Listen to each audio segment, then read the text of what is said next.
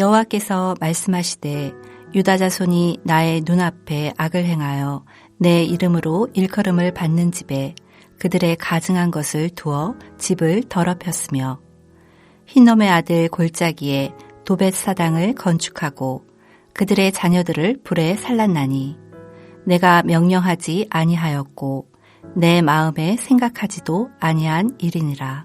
그러므로 여호와께서 말씀하시니라. 날이 이르면 이곳을 도벳이라 하거나 흰놈의 아들의 골짜기라 말하지 아니하고 죽임의 골짜기라 말하리니 이는 도벳의 자리가 없을 만큼 매장했기 때문이니라. 이 백성의 시체가 공중의 새와 땅의 짐승의 밥이 될 것이나 그것을 쫓을 자가 없을 것이라. 그때 내가 유다 성읍들과 예루살렘 거리에 기뻐하는 소리, 즐거워하는 소리, 신랑의 소리, 신부의 소리가 끊어지게 하리니 땅이 황폐하리라. 여호와의 말씀이니라.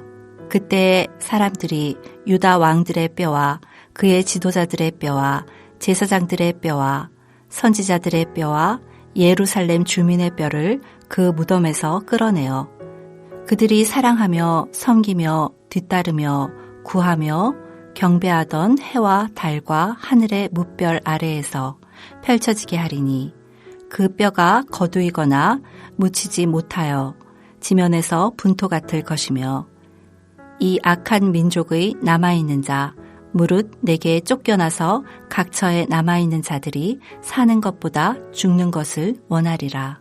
만군의 여호와의 말씀이니라. 여호와 앞에서 정직하게 행하였던 히스기야 왕이 죽고 므낫세가 왕이 되자 므낫세 왕은 헐어버린 산당을 다시 세우고 바알 제단을 쌓았으며 아세라 목상을 만들어 하늘의 일월 성신을 경배하였습니다. 이런 제단은 유다 온 지역뿐만 아니라 성전 안에도 세웠으며 예루살렘 성 남쪽의 흰놈의 아들 골짜기에는 암몬 사람들이 섬기는 몰렉을 섬겨서 어린아이들을 제물로 바치는 일까지 하였습니다.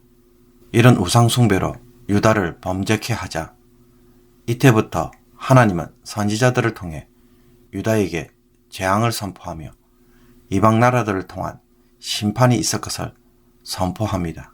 이 일은 아몬 왕과 요시야 왕 때까지 널리 행해지고 있었습니다.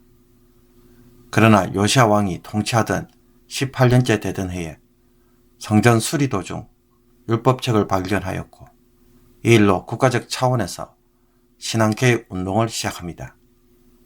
요시야 왕은 유다 모든 성읍과 예루살렘 주변의 산당들을 섬기던 제사장들과 바알과 이를 성신을 섬기던 제사장 모두를 내쫓고 성전에 있는 아세라상은 기드론 골짜기로 가져가서 다시는 사용하지 못하도록 불사르고 빻아서 가루를 만들어 뿌립니다.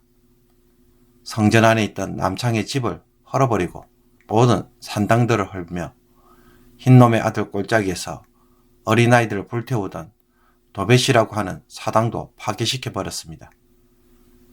요시야 왕의 이런 우상 제거와 개혁은 남유다뿐만 아니라 북쪽 이스라엘 지역까지 행하였습니다. 그런데 오늘 본문 30절과 31절을 보면 지금 유다에 어떤 일이 벌어지고 있습니까? 하나님은 유다 자손이 나의 눈앞에 악을 행하고 있다고 하시면서 내 이름으로 일컬음을 받는 집, 즉 성전에 가증한 것들을 두어서 집을 더럽히고 있다고 말합니다. 요시야 왕 때 파괴했던 온갖 우상들을 여호야김 왕 때 다시 행하고 있는 것입니다. 그리고 흰놈의 아들 골짜기에 도벳 사당을 다시 건축해서 그곳에서 자녀들을 불태우는 악한 일을 하고 있었습니다. 이런 인신제사는 명령은커녕 하나님의 마음에 생각하지도 않았던 일이라고 말합니다. 한마디로 너무나 황당하여서 말이 안 나오는 상황입니다. 그런데 유다 백성들의 이런 인신제사를 보면서 우리 역시 이런 식으로 자녀들을 양육하고 있지 않는지 되돌아보게 됩니다. 이 세대의 성공이라는 신, 재물과 부라는 신, 안정된 삶이라는 신에게 몰두하면서 그것을 쫓아가도록 그 일에 우리의 자녀들의 삶을 불태우도록 몰아붙이고 있지는 않습니까?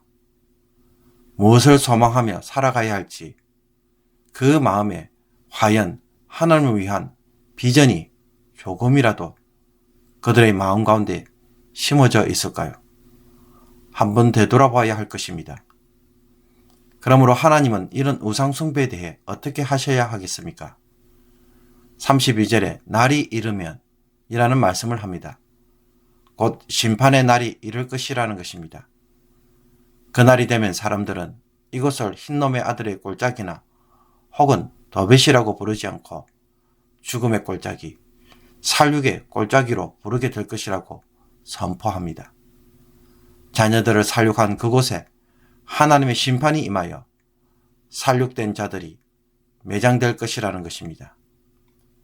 이스라엘은 매장할 곳이 없을 정도로 많은 사람들이 죽을 것이며 그들의 시체는 공중의 새와 땅의 짐승에게 먹힐 정도로 매장되지 못하고 방치될 것입니다. 그런데 이렇게 짐승이 와도 쫓을 자가 없습니다.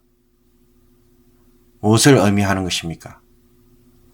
죽은 자를 매장하거나 짐승을 쫓을 후손이 없다는 것입니다.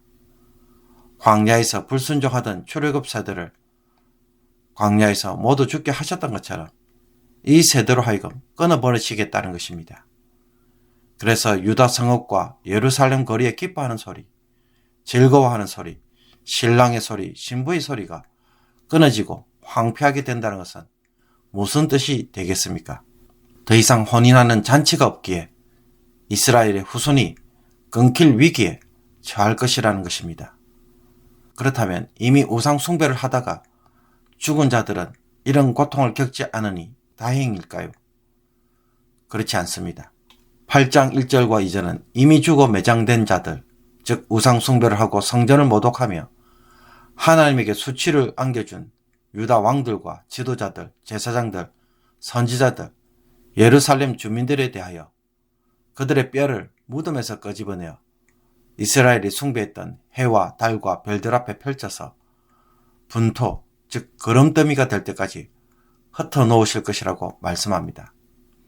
그래서 그들이 섬긴 우상들이 아무런 도움도 주지 못하고 구경만 하는 무기력한 우상이며 이런 우상을 죽은 자들이 섬겼다고 그 치욕을 맛보게 하실 것입니다. 그리고 이 속에서 겨우 살아남은 자들은 어떻습니까? 이 악한 민족에 남아있는 자, 물론 내게 쫓겨나서 각처에 남아있는 자들이 사는 것보다 죽는 것을 원하리라. 남은 자들은 사는 것보다 죽는 것이 더 낫다고 할 정도로 이방인의 땅에서 고통을 경험하게 될 것이라고 말씀합니다.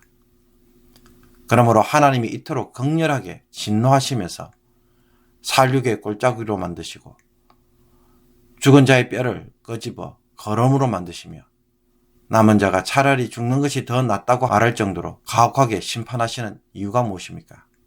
유다 백성들이 파괴했던 온갖 우상들을 다시 가져와서 섬기고 있을 뿐만 아니라 이제는 이 우상들에게 자신들의 자녀들까지 바치고 제물로 불태우는 일에 일말의 양심의 가책도 없이 버젓이 행하고 있기 때문입니다.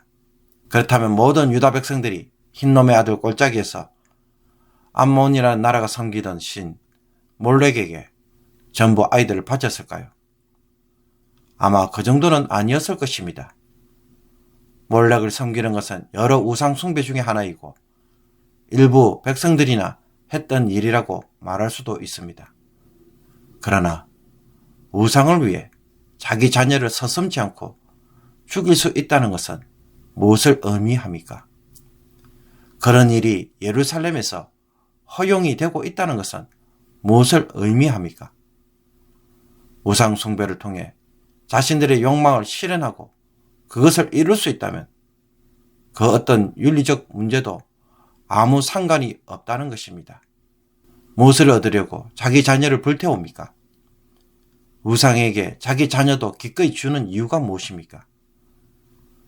우상으로부터 뭔가를 얻기 위함이 아닙니까?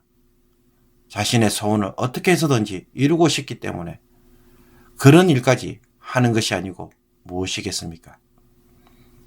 유다 백성들에게 이런 일도 허용이 된다는 것은 유다가 자기 욕망의 노예가 되어서 이제는 윤리적으로 제대로 판단하지도 못하고 마비되어 있으며 자기 자신과 자녀들을 죽음으로 몰고 가는 사이가 되었음을 극명하게 보여줍니다.